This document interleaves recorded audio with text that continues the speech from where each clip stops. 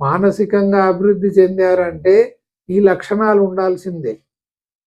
మనిషి శాంతి కాముకుడై ఉండాలి. శాంతిని ఎల్లప్పుడూ కోరుకునేటువంటి పరిస్థితి ఉండాలి. అది ఇంట్లో లేదు, కుటుంబంలో లేదు, సమాజంలో లేదు, ఎవరి మధ్య లేదు.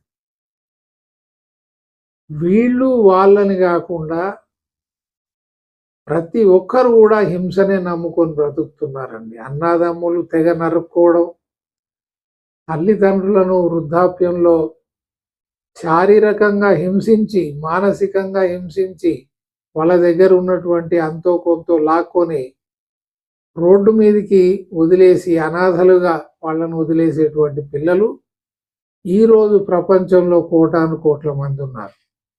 అంటే ప్రేమ, అనురాగం, ఆప్యాయత అనేవి కేవలం పుస్తకాల వరకే పరిమితమై ఉన్నాయి. ధర్మం, సహనం, పరస్పర అంగీకారం, పరస్పర సహకారం, శాంతియుత జీవనం, వీటికి అసలు స్థానం లేకుండా పోతుంది. మరి మానవత్వం ఎక్కడుంది?